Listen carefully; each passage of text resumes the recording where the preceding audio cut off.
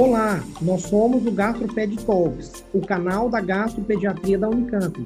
Nós somos Dr. Lucas Rocha Alvarenga, Doutora Natasha Silva Sandi e doutora Maria Ângela Belomo Brandão.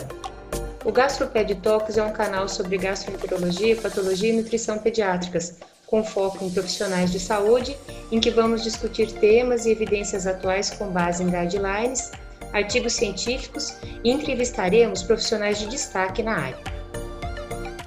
Olá, o tema de hoje é diarreias congênitas e para dar início eu vou então apresentar esse artigo de revisão intitulado Avanços na avaliação de diarreia crônica em lactentes. Foi publicado em 2018 no periódico Gastroenterology.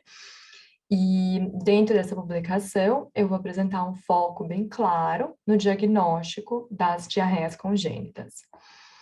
Então, para começar, vamos falar um pouquinho sobre alguns conceitos, uma breve introdução. Dentro desse artigo, a diarreia, ela é definida de forma prática como um débito fecal maior do que 20 gramas por quilo por dia. E também esses autores, eles acabam definindo cronicidade a partir de 2 semanas, embora eles reconheçam que nos países subdesenvolvidos e em desenvolvimento, né, de média e baixa renda, existe o conceito de diarreia persistente, que é aquela que dura mais do que 2 semanas depois de uma infecção e se relaciona a fatores ambientais de disfunção entérica.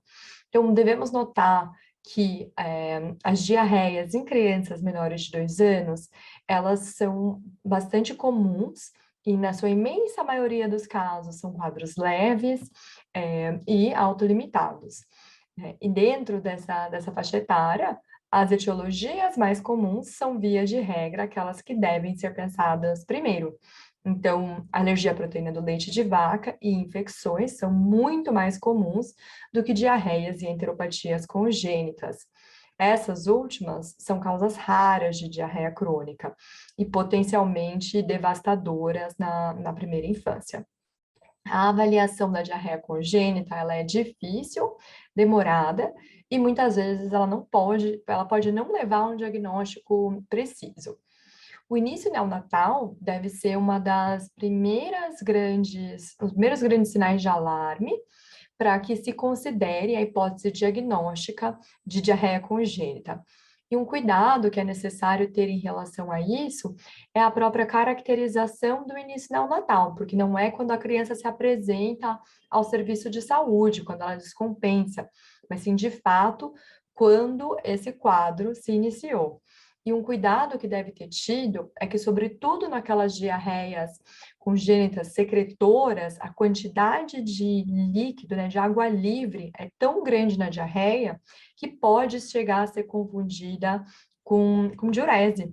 E isso, sobretudo, para pais de primeiras viagens. Então, às vezes, os pais podem até referir que, do contrário, aquela criança é constipada, quando, na verdade, o recém-nascido veio apresentando todo um quadro de diarreia até o momento da descompensação. E quando eu lia isso, eu pensava que não era possível, mas uma vez que eu conheci uma criança com diarreia congênita secretora de sódio, eu realmente observei ela evacuar e eu vi aquele jato, realmente tem a força que parece a força de uma diurese, e esse conteúdo na fralda acaba sendo tão claro que pode ser confundido. Existem outros sinais de alarme e outros red flags, além do início neonatal, que devem chamar a atenção. Então, a criança que não recupera o peso do nascimento. Então, nós que somos pediatras sabemos que a criança naturalmente perde um pouco de peso nos 3 primeiros dias de vida, até a alta da maternidade, e que é esperado que na semana subsequente ela progrida com ganho de peso, recuperação do peso do nascimento. Então, se isso não acontece, deve ser considerado um sinal de alarme importante para a possibilidade de uma diarreia ou enteropatia congênita. A consanguinidade entra como um sinal de alarme, porque com consanguinidade aumenta o risco das doenças monogênicas, né, que são, em sua grande maioria, autossômica recessivas. Uma história de polidrâmino na gestação também pode ser considerado um sinal de alarme, porque às vezes já é o início daquela diarreia acontecendo intraútero. E o envolvimento multissistêmico, ele acontece em muitas das doenças, né, das patologias que são doenças monogênicas e que realmente podem envolver outros órgãos e sistemas. Então, as COLDs, as diarreias e as enteropatias congênitas, elas classicamente se apresentam como uma diarreia grave e persistente. Normalmente, elas manifestam-se nas primeiras semanas de vida. Entretanto, dependendo da etiologia específica, essa apresentação pode ser mais tarde. E aí, um exemplo mais clássico seria a deficiência da sacarase isomaltase. Um bebê nos primeiros 6 meses de vida, para estar em aleitamento materno exclusivo, ou usando fórmula, então ele não teria essa diarreia, porque a sacarose e o amido ainda não teriam sido introduzidos. Isso só começaria a aparecer a partir do momento que iniciaria a alimentação complementar, que o bebê deixasse, então, de fazer o uso exclusivo do aleitamento materno ou da fórmula.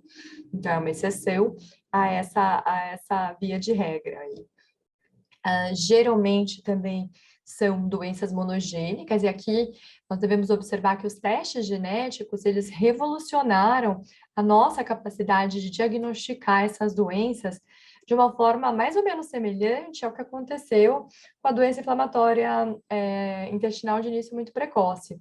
E aqui, o que antes, muitas vezes, a gente chamava de diarreia crônica de etiologia desconhecida, agora, com o reconhecimento dos efeitos genéticos, passa realmente a ter nome e sobrenome essa diarreia, porque a gente conhece o defeito molecular. E como a síndrome do intestino curto e como a pseudoobstrução grave, a PIPO, essas COLDs, elas requerem intervenções terapêuticas bastante importantes, incluindo o uso de fórmulas especializadas e a nutrição parenteral. Então, também elas acabam sendo melhor manejadas por programas de reabilitação intestinal.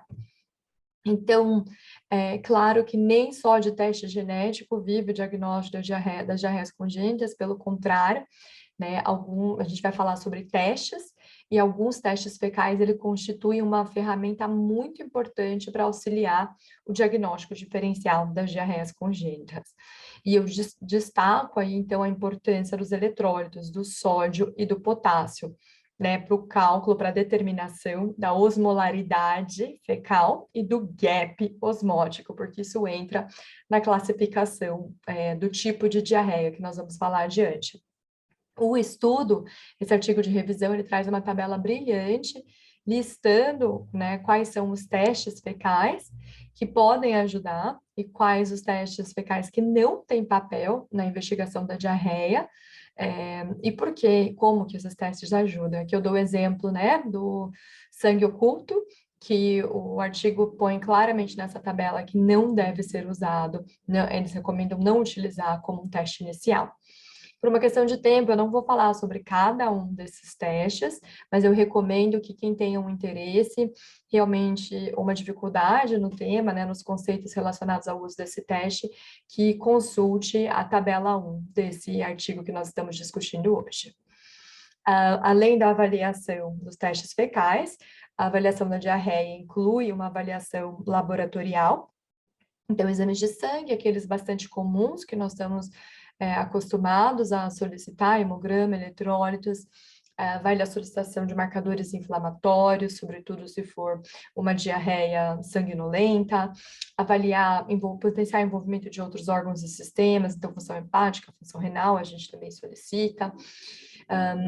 Níveis de imunoglobulina, se há alguma suspeita de um potencial erro do sistema imune. O painel lipídico pode auxiliar para alguns tipos específicos de diarreia gordurosa, as vitaminas lipossolúveis também nesse sentido, zinco, e a investigação imunológica adicional pode ser solicitada de forma mais direcionada e com auxílio de um imunologista pediátrico diante da suspeita de uma disfunção imunológica.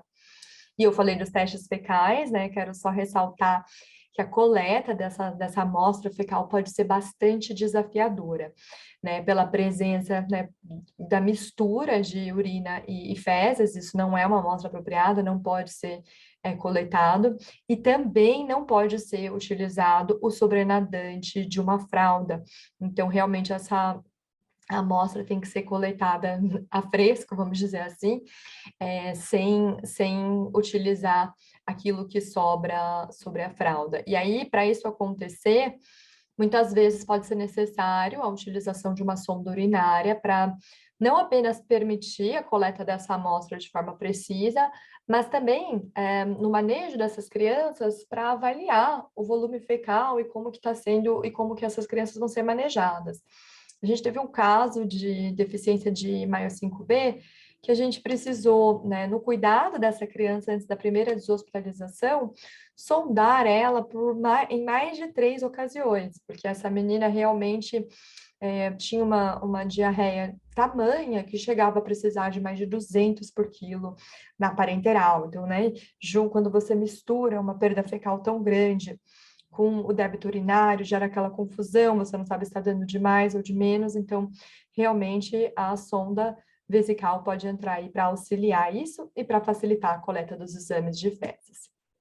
Então, acho que uma das grandes sacadas, uma das grandes dicas desse artigo, que eu gostei muito de aprender a pensar desse jeito, é fazer uma primeira classificação clínica da diarreia e da enteropatia congênita. Ela é simples, ela é no olho, essa classificação. Então, vai ser dividida em aquosa, gordurosa ou sanguinolenta. E a partir daí, a gente já vai pensar em diagnósticos diferenciais específicos. Então, a diarreia aquosa, ela é aquela categoria que é mais ampla, realmente é aquela que o diagnóstico diferencial é o mais difícil, é aquela que pega, e aquela que a gente vai querer fazer o diferencial entre a que é osmótica, né, que a gente chama e que eles propõem de chamar de induzida pela dieta, versus a secretora ou relacionada ao transporte de eletrólitos. Para essa diarreia aquosa, o que o guideline recomenda é que de imediato se planeje uma biópsia, né, uma endoscopia digestiva alta com uma biópsia de duodeno. Quando eu digo de imediato, essa criança deveria estar num centro terciário.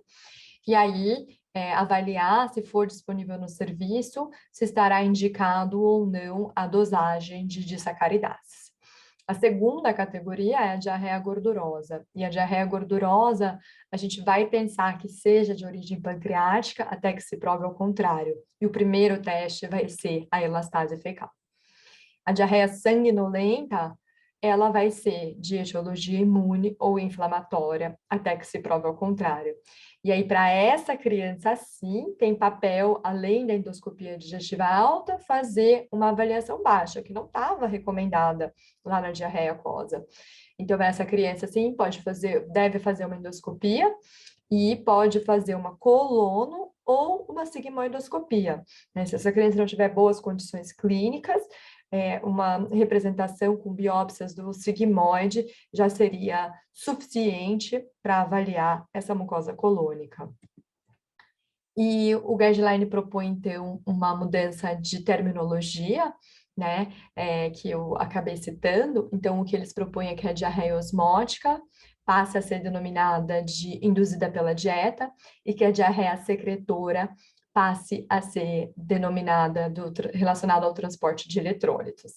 E eu gostei um pouco dessa sugestão, pessoalmente, porque eu acho que ela faz a gente pensar nos grupos, nas causas de diarreia e na fisiopatologia.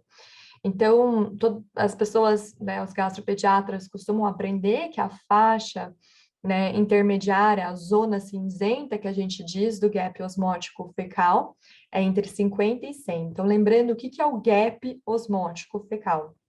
Ele é calculado da seguinte forma, 290, por que a gente usa 290? Porque é a osmolaridade sérica aproximada, menos 2 vezes o sódio mais o potássio das fezes, né? Porque o sódio mais o potássio das fezes vezes 2 é uma aproximação da osmolaridade fecal.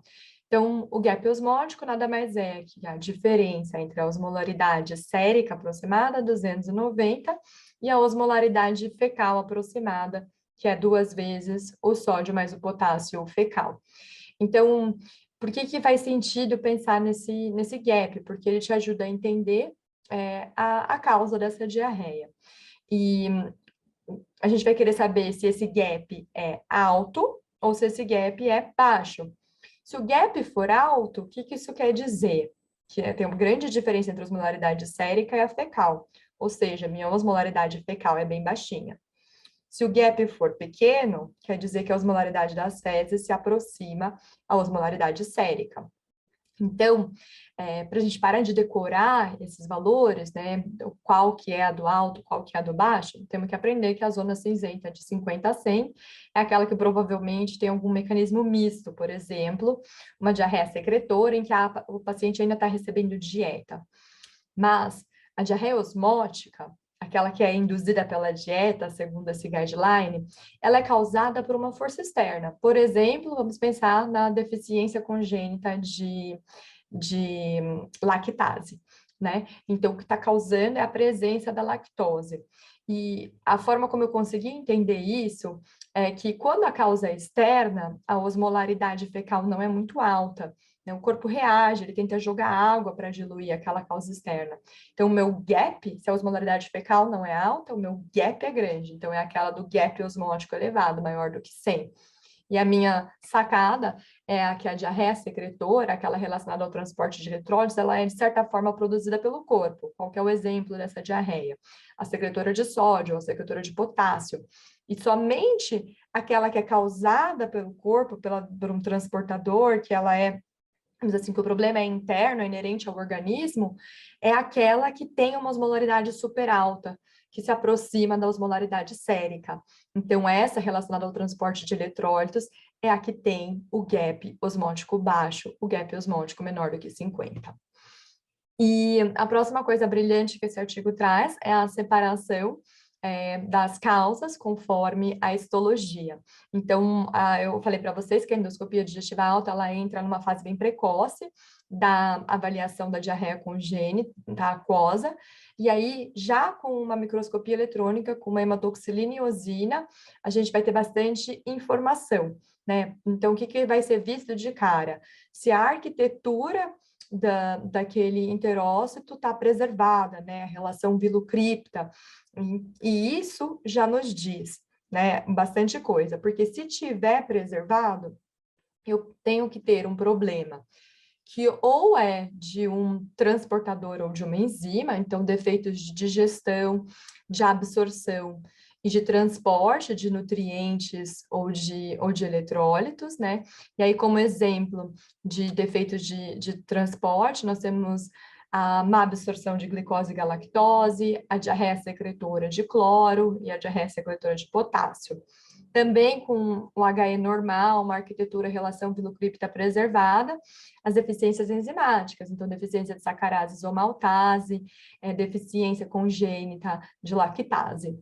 Ainda com esse HE que aparece normal de primeira impressão, a gente tem os defeitos do desenvolvimento ou da função das células enteroendócrinas. E isso por quê? Porque as células enteroendócrinas, elas estão lá entre os enterócitos, nos vilos, mas só no HE não dá para ver esse defeito, precisa realmente fazer uma coloração específica para ver se essas células estão alteradas, né? Então, se o HE está normal, o patologista vai ter que acrescentar essas outras colorações. E aqui a gente tem a deficiência da neurogenina 1, de neurogenina 3, que foi a primeira descrita dentre as diarreias enteroendócrinas, as variantes da proteína convertase quinase, PCSK1, que também cursam com outras deficiências endócrinas, e dentre outras diarreias enteroendócrinas. E já que tem uma alteração da arquitetura do enterócito ou uma relação vilo-cripta anormal, nós temos os defeitos da estrutura do enterócito, então, que já num grande aumento, o patologista consegue dizer que tem algo de errado com a polaridade ou com a aparência daquele enterócito, como a enteropatia Tufting, a deficiência do Maia5B, né, são exemplos dessas doenças monogênicas que alteram a polaridade da célula. Depende um pouco do nível de expertise também do patologista e às vezes pode precisar de uma microscopia eletrônica para auxiliar isso. E, finalmente, as condições imunomediadas, elas vão ter, então, aí uma relação vilocripta anormal, uma destruição arquitetural, mas aí é pela infiltração de células imunes causando essa destruição. E indo agora direto para o algoritmo do guideline, então ele começa colocando os sinais de alarme que a gente falou, como polidrâmino, consanguinidade, o envolvimento multissistêmico, claro, uma boa história, porque sempre começa por aí, lembrando da história inicial, caracterizar o início, se foi neonatal ou não, a etnicidade, porque alguns defeitos monogênicos são mais comuns em determinados backgrounds étnicos. E aí, se essa diarreia aparece fora do período neonatal, são aquelas coisas mais comuns. A PLV, né, do tipo colite, infecção, FPAS. Se ela parece ter aparecido mais tarde, mas pode ter tido um potencial início neonatal, né, com algum daqueles sinais de alarme, mesmo que ela pareça ter se apresentado depois, vale ainda pensar em enteropatia congênita e começar a avaliar aquela classificação clínica do tipo de diarreia, aquosa, gordurosa ou sanguinolenta. E aí, dentro da primeira divisão, dentro da aquosa, os autores propõem, então, a realização rápida, né, agilizar uma endoscopia com biópsia de duodeno para avaliar aquela relação vilocripta, a arquitetura. Ele coloca que se tiver alguma suspeita de má absorção de carboidratos, né, talvez fazer em paralelo o teste do jejum, e aí ambas essas classificações, se há ou não resposta ao jejum, se a relação vilocripta e a arquitetura estão normais ou não, isso vai direcionar para defeitos específicos. Como exemplo, dentro da arquitetura normal, que melhora com o jejum, são as diarreias induzidas pela dieta, e aí poderia fazer, então, uma substância redutora. Se ela for positiva, com pH baixo, isso vai ser sugestivo realmente de um defeito de absorção de carboidrato, como a deficiência de glucose, o transporte de glucose e galactose, a deficiência de sacarases ou maltase, e se essa diarreia parece ser induzida pela dieta, mas o que a gente vê é perda de proteína, então vai fazer uma investigação no sentido de enteropatia perdedora de proteína, que são outras causas, né, que também pode aparecer na endoscopia, como uma linfangiectasia. Vale lembrar que as diarreias enteroendócrinas, o mecanismo delas não é esclarecido, a gente não sabe exatamente por que a deficiência, né, a ausência ou a diminuição de uma determinada célula neuroendócrina causa diarreia, mas elas cursam com uma diarreia que se comporta como induzida pela dieta. E aí, se a relação vilocripta é alterada, também vai ver se é um defeito estrutural do enterócito, eu falei de Tufting, acabei não falando, né, de doença da retenção de microvírus, mas tem outros defeitos genéticos que também podem ser causadores. A diarreia que tem uma relação vilocripta anormal e que não responde ao jejum, são aquelas diarreias clássicas secretoras, como a secretora de sódio e a secretora de cloro. As diarreias gordurosas, como eu falei, pensar em pâncreas primeiro e aí fazer elastase fecal. Elastase fecal anormal, fibrose cística é a causa mais comum, pode ter uma deficiência de lipase congênita, o Schwarzman-Diamond, e se essa elastase estiver normal, então aí precisa fazer a biópsia. E se você vê que esse enterócito está cheio de gordura, a gente tem, então, a doença de retenção de quilomicron, a beta-lipoproteinemia e hipobeta-lipoproteinemia, que também cursam com redução importante dos lipídios séricos.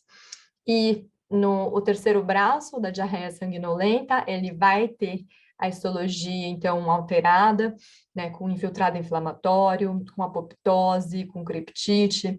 Essas são as doenças inflamatórias de início muito precoce, a enteropatia autoimune, as imunodeficiências primárias.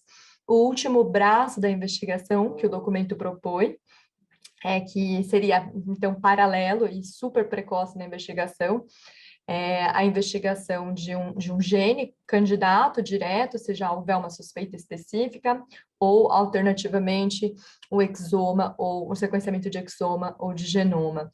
E também a análise imunistoquímica especializada, se essa estiver disponível. Mas é claro que essa investigação genética, ela precisa ter sentido, ela precisa combinar com o quadro clínico do paciente e ter uma confirmação funcional. Por fim, as conclusões, acho que os grandes take-home points desse artigo em relação às diarreias congênitas especificamente, seriam, primeiro, classificar em aquosa, gordurosa ou sanguinolenta. Segundo, a diarreia aquosa, né, fazer a endoscopia precoce, fazer o trial de jejum e classificar o mecanismo. A diarreia gordurosa, pensar pâncreas em primeiro lugar. Na diarreia com sangue, pensar imunológico ou inflamatório. E, se possível, a investigação genética para qualquer diarreia congênita o quanto antes. E era isso que eu tinha para apresentar sobre esse artigo de revisão. Obrigada por nos acompanhar. Esse foi um episódio do GastroPed Talks.